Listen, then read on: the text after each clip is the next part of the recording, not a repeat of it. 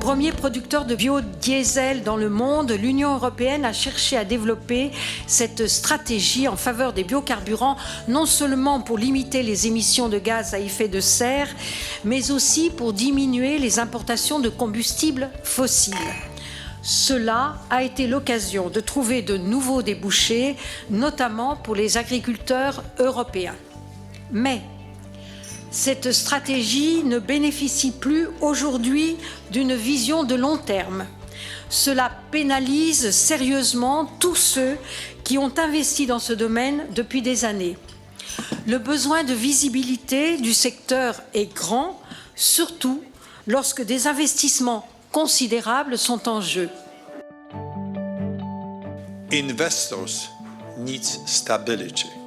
And from point of view of biofuel productions, we are not in full stability. We know very well. Le deuxième point que je voudrais aborder avec vous ce soir, c'est la complémentarité finalement entre le biodiesel et la protéine. Puisque vous savez que quand on produit du colza, dans une tonne, vous avez près de 45% d'huile et le reste, c'est finalement du tourteau et donc c'est de la protéine. Et ça, c'est une vision globale qu'il faut avoir. La dépendance protéique de l'Europe est très importante. Un certain nombre d'États membres et la PAC ont mis en avant la possibilité de mettre en place des plans protéines.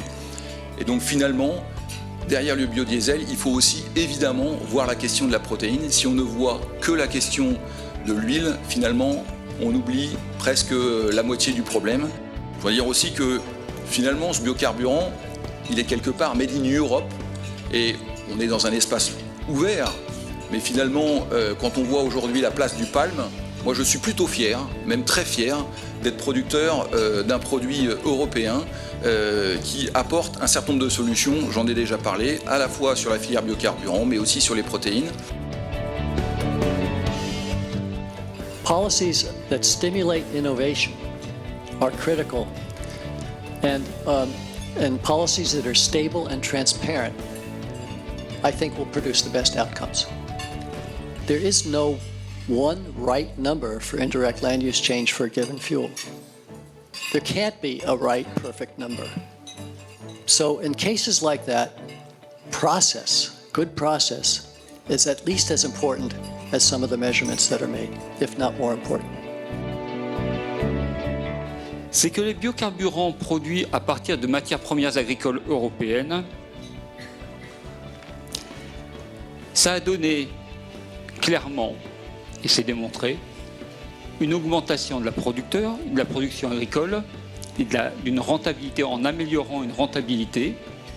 Ça n'a eu aucun impact, aucun, sur la production européenne alimentaire, de produits agricoles à destination de l'alimentation.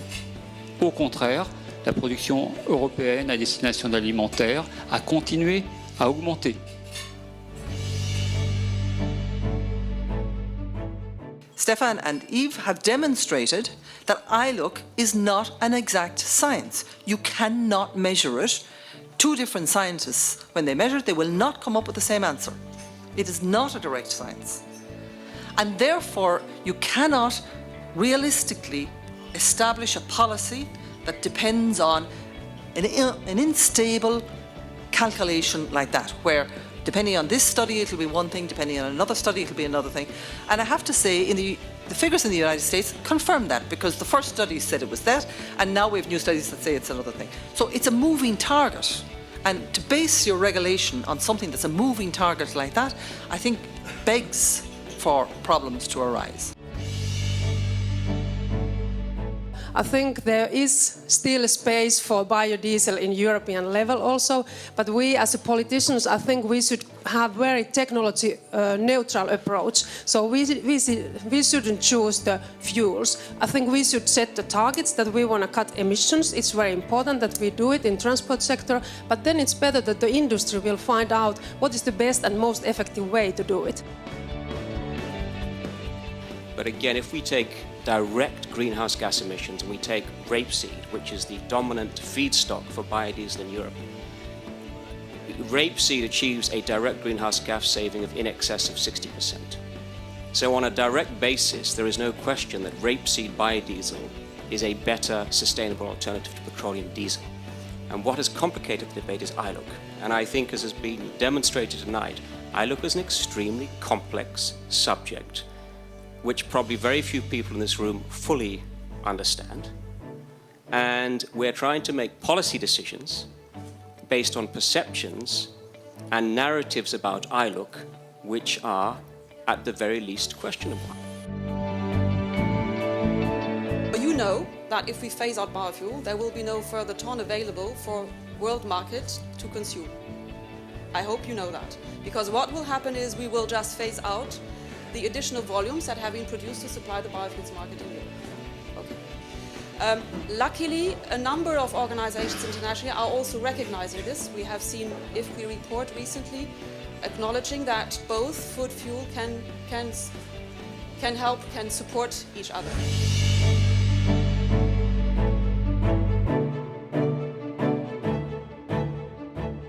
Je pense qu'il y a une très grande responsabilité du Parlement européen qui malheureusement, et je dirais même une grande responsabilité des écologistes qui ont souvent, il y en a peut-être dans la salle, mais c'est pas grave, je dis ce que je pense, qui souvent ont des positions tellement dogmatiques qui imposent presque un discours politiquement correct.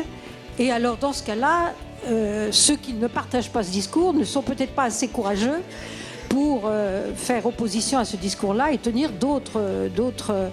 prendre d'autres positions.